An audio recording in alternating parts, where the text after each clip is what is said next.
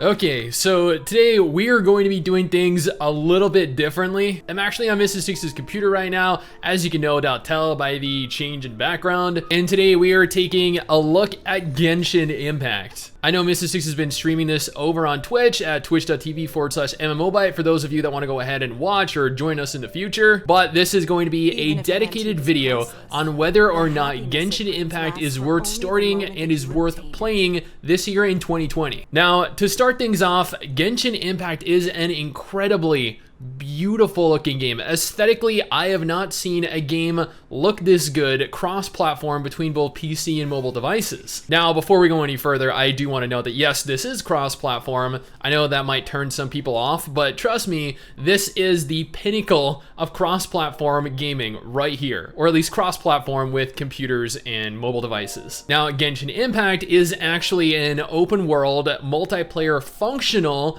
action RPG, and I know that some of you are of the opinion that it shares aesthetic similarities to Zelda Breath of the Wild, and that is definitely true.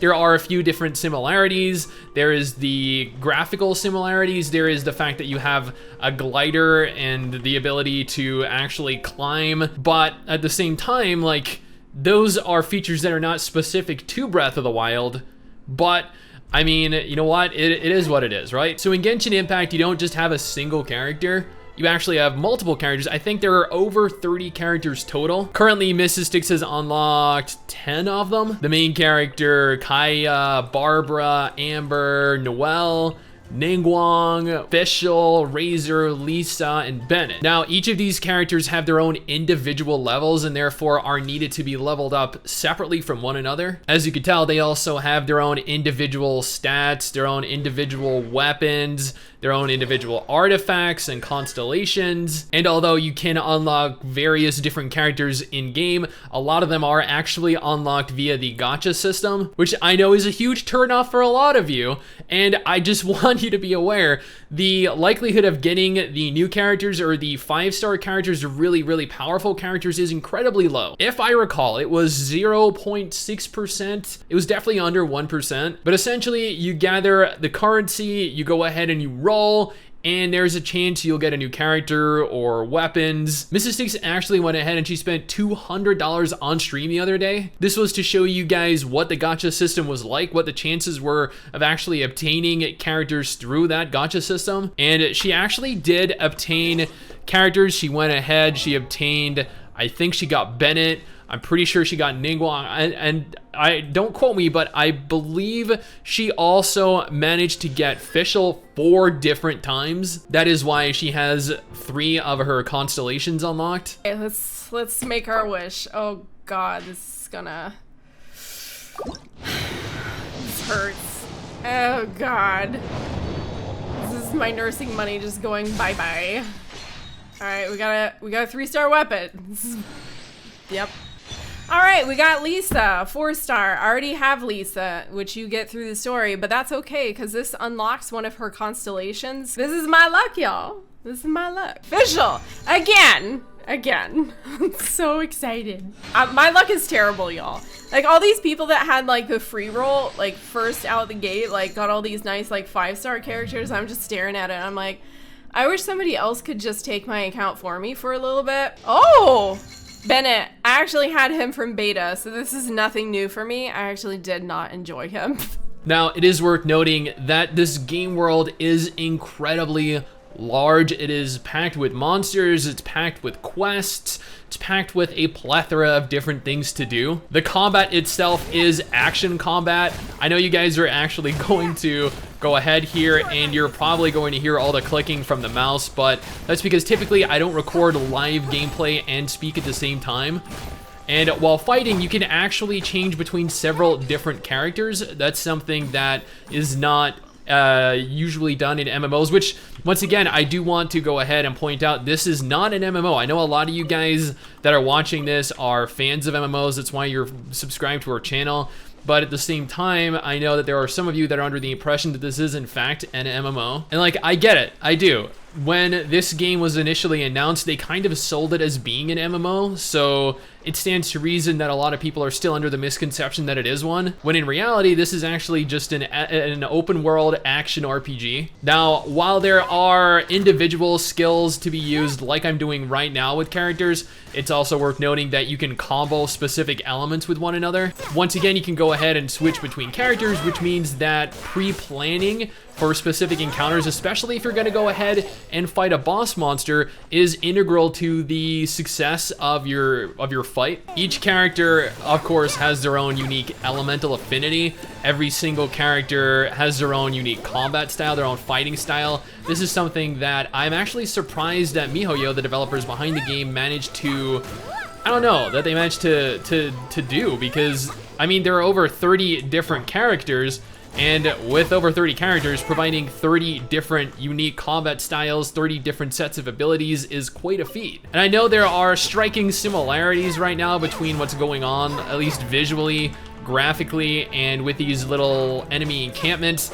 I just want you guys to know that this is nothing like Breath of the Wild. This is as far from Breath of the Wild as you could imagine it being. Other than the very, very minor graphical aesthetic similarities, there is nothing at all in this game really that reminds me of Breath of the Wild. Now, the world itself is very, very large, as I mentioned earlier. A lot of it is actually unexplored right now, and I know there's quite a bit of it that is also currently unavailable to actually explore. I believe that Mrs Stix actually unlocked quite a bit of it. She managed to hit an adventure rank of level 16, I think, as of this morning. Yeah, 16, which means that she's actually capable of opening up cooperative play, multiplayer play. I know that a lot of you guys are interested in the multiplayer aspect of the game, but at the same time, the multiplayer aspect of the game is incredibly limited. And when I say limited, I don't mean that it's limited in the things you can necessarily do. I mean that it's limited in what you necessarily obtain. As an example, if you open up to multiplayer,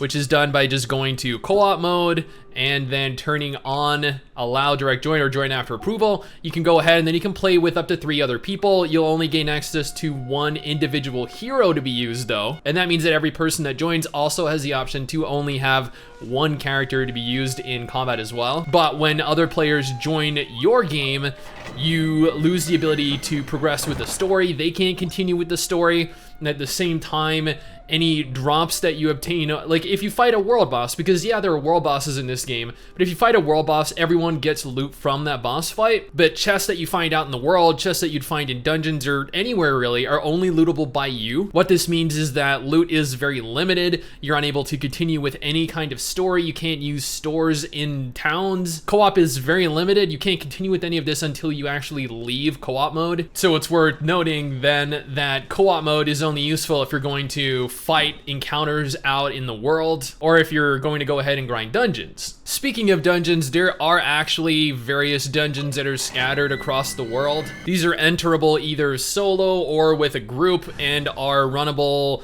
You can grind them or you can run them daily as well. Honestly, I would recommend doing this in a party because it makes it much more enjoyable, much more fun. The dungeons are varied. They offer puzzles to solve, fights to win. There's generally a lot to do. I was genuinely surprised when I saw how well thought out these dungeons really were. But at the same time, like, you know, if you've ever played an RPG, then this is gonna come pretty naturally to you. Midnight Phantasmagoria.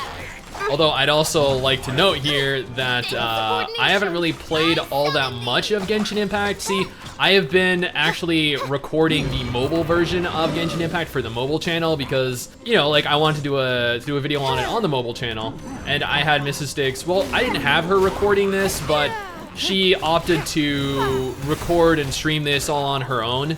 So the controls are a little more, I don't know, they take a little more getting used to for me on the computer, purely because I'm not used to the controls at all. But as you can tell, the key to combat is how frequently you swap your characters around. Although at the same time, not only swapping your characters, but how often you actually combo your abilities together. And I know I'm not really doing much in the way of comboing, but that's purely because I don't really know all that much about what characters combo with which characters at the moment. And as you can see, the combat is very, very action oriented. The combat is really, really good. Like, if anything in this game, oh god, if anything in this game, the combat is incredible. Like, it does, you might hate on the gacha systems because yeah, the gacha system in the game, granted, is kind of crappy. I haven't really seen a game that has such a low drop rate for heroes and weapons, but then I haven't really played all that many mobile games either. So I just know that from past experience and from Googling around, and I just know that from reading around a lot online, people were very upset with how bad the drop rates were. And as you can tell, the dungeons are really well thought out. They are absolutely gorgeous to run through, but I don't want to spend too much time in there because it's gonna take away from the rest of the game and what it has to offer. Now, it again is worth noting here that each individual character has their own story that you can read through. I know that Mrs. Stix mentioned that Bennett's story in specific is actually really touching, really